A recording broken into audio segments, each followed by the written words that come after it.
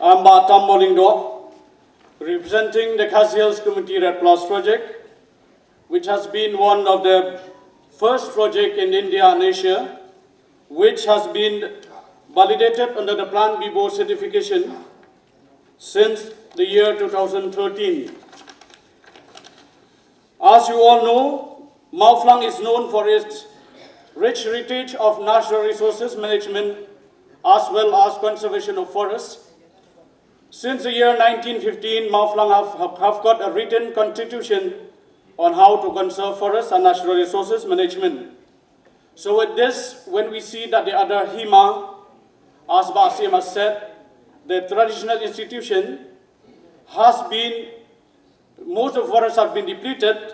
So we, from Mawphlang, as a convener, I went to meet all the Hima heads, the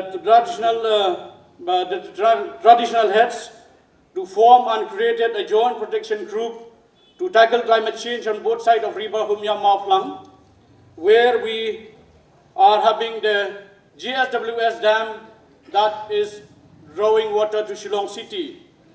So then, when I went to all these Hima, 10 of the Hima joined us, and we formed a federation called Synjuk, Hima, Arliang, Umiam, Mawphlang Welfare Society, which can be literally translated as the federation of the traditional heads of both sides of the watershed.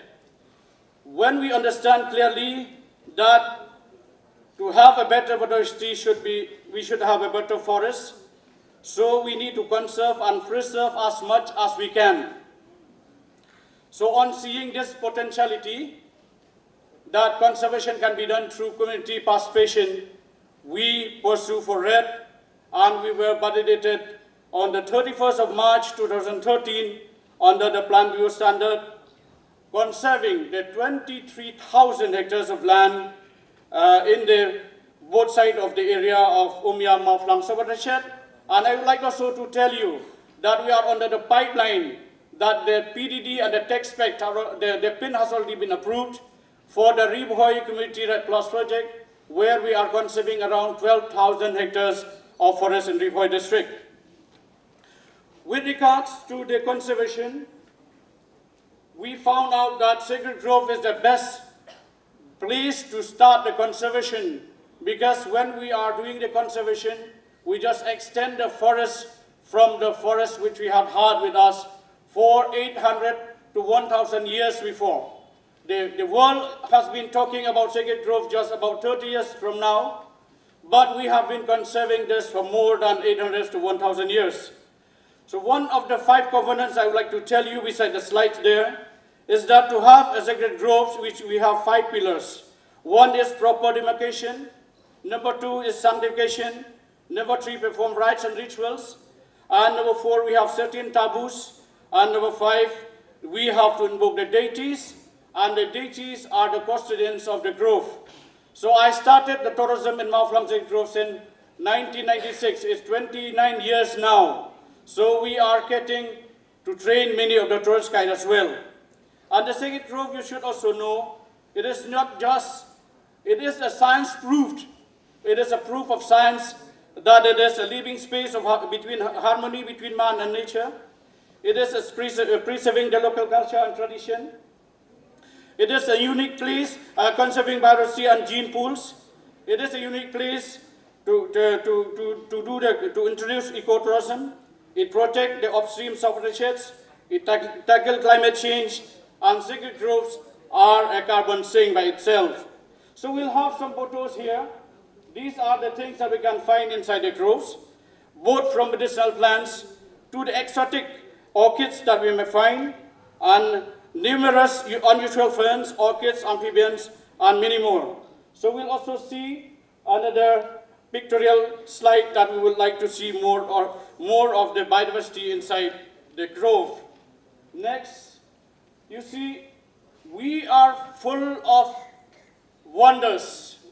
When you go to Sacred Grove, you will see full of wonders, because by using these camera trap, blending with the scientific know-how, we are able to blend the new technology to help capturing without interfering the movements and their habitats.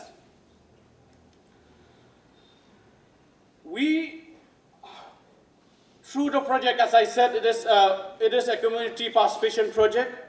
We see that the community is blending well by using the traditional methods of sinding or pre-controlled burning, the ANR, which is assisted natural regeneration, the silviculture that helps the trees to grow faster, we clear all the weeds.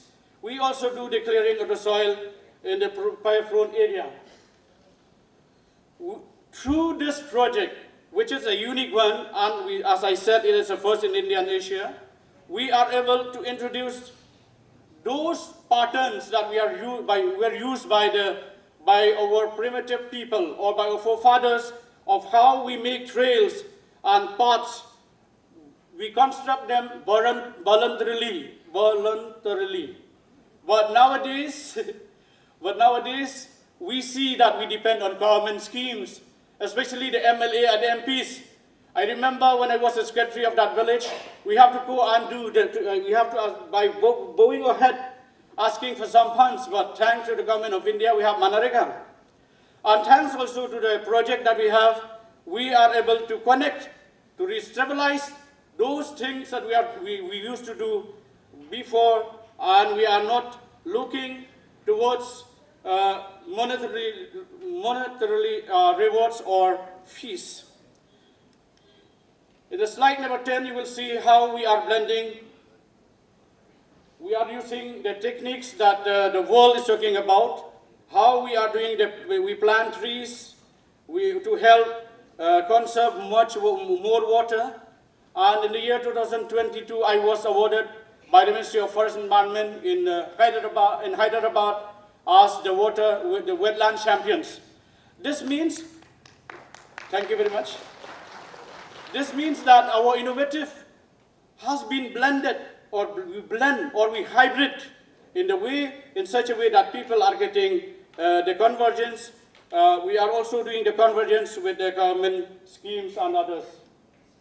So this we call a community development fund. This fund comes right away, just from the carbon credits that we have been selling to the voluntary markets in Europe and America. As of now, we don't have such recommended, or maybe the red cell in India has not yet come up with a proper market for India, but we still have some companies from India as well purchasing our carbon credits. So these funds, we send a message. We have with me, actually I should have told, we have 4 community members here. They can stand now. We have 4 community members, and I have 1 forestry staff with me. We came here, and these are the volunteers. Please sit down. So even during the time of COVID, we do not stop working, because we work from home. We are using the youth volunteers and the community facilitators to work with us. And we are also trying to bring out, recreate the sense of ownership and responsibility. We distribute, after distributing all these with the True Community Development Fund, we also do the convergence. The first government organization that come forward is the ICAR. The ICAR not only giving the convergence of the better piggery product, the poultry product, but also give us training.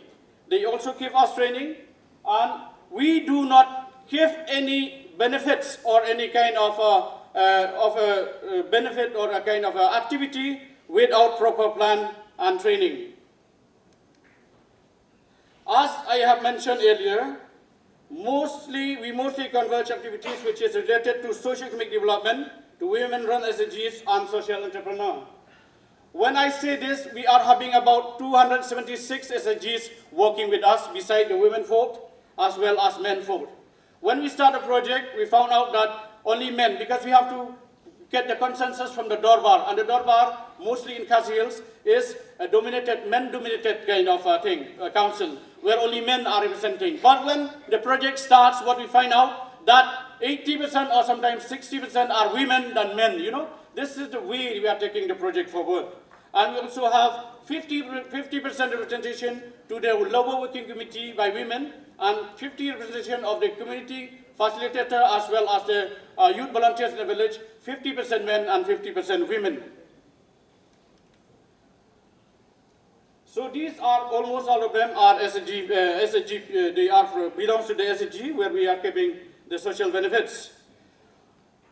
All the beneficiaries receive a fund, as I said, whether livestock or other activities, after special training. These activities were properly monitored. We also introduced mushroom cultivation, and the picture tells itself. I will try to connect myself with all the things that I write here, because there's a lot of things to be told.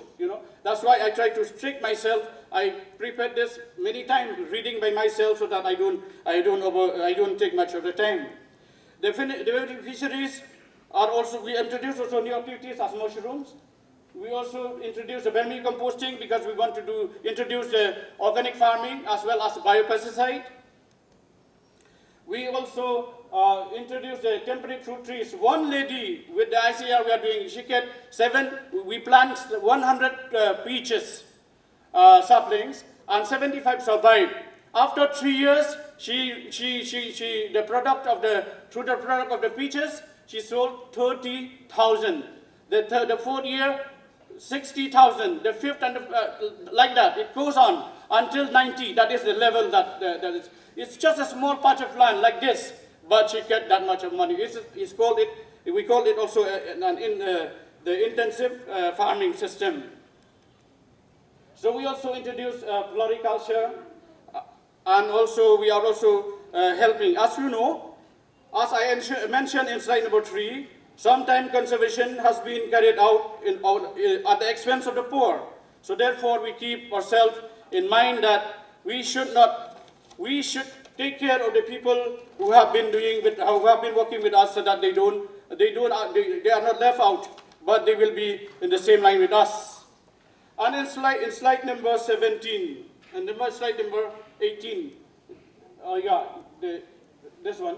This is what we call intensive farming. And in the slide number 19, you will see right before Modi introduced the Ujjwala scheme. In 2014, we have been starting giving free connection of LPG. Why? Because it came from the people. Our project is to minimize, actually red is like this. We have to have drivers of deforestation. And number 2, we also have to have mitigation activities. That means we found out that forest fire is one, but number 2 is fuel wood collection.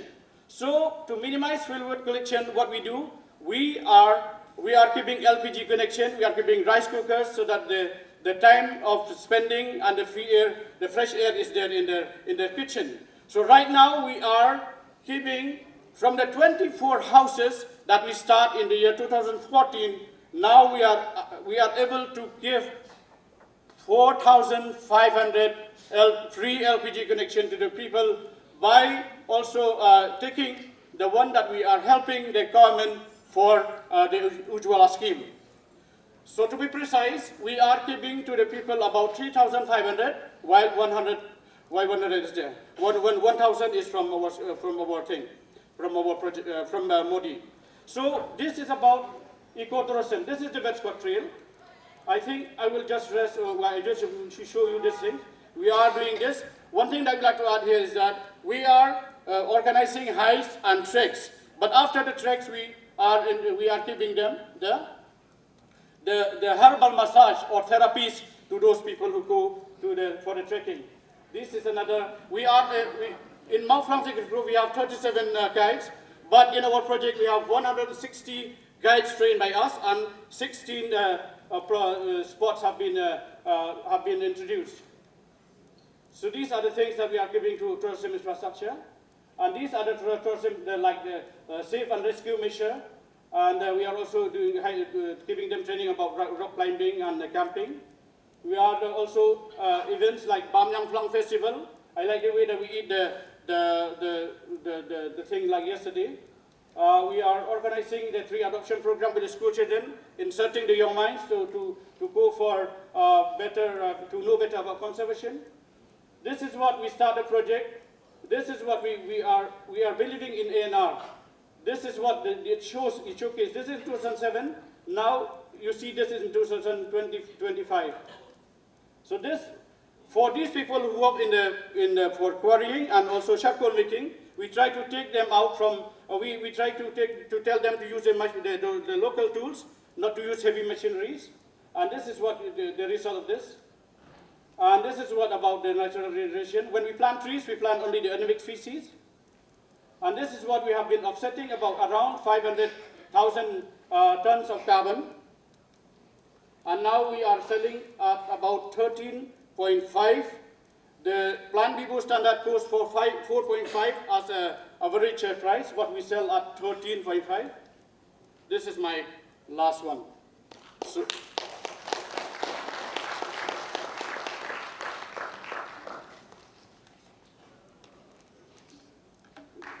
afterwards, for the question afterwards. Right now? Yes. Any question? You can ask outside the slides, because there's so many to be asked. We can take 2 questions before we move on to the next speaker. Wow, nobody has any questions. Covered everything. One thing I would like to say, we can expand this to all Northeast. We are ready to come and help you. Thank you. Very interesting presentation and really enjoyed it. I had a question about the sacred groves that you started with. What is the status and condition of those sacred groves? And also, do people of all communities, that is, people who may have converted to Christianity versus the Umiam Khasi, do they all respond to sacred grove conservation in the same way? Thank you very much, sir. I'm a pro-Christian, but I take the lead of revival of sacred groves and community forests. That means sacred grove is a culture and tradition. It's not about the religion. So everyone who is a Khasi, they are taking care of it.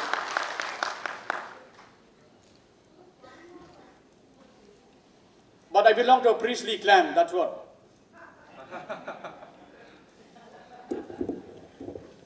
Hi, Tambor. Nice to meet you after so long. Yeah. Hi. So, one of the biggest challenges were, for sacred groves was the fragmented structure, where it's relatively isolated and around it is degraded areas. So, what are the strategies you've been doing for that, and have you managed to get some changes, land use changes around the sacred grove, which kind of provide a buffer and kind of help kind of extend the sacred grove as well? So, thank you, Rohan. That is a very good question, because in Mawphlang, when our ancestral mother sanctified the grove, she asked some more space to protect from forest fire, wildfire, I mean to say. So the same way, in other sacred groves that we're working with, about 8 sacred groves, we are extending from that area towards the area where the fire used to come. And in those areas, we're also doing the pumped up. Sometimes pumped up, I think you understand, about we clear all the surroundings.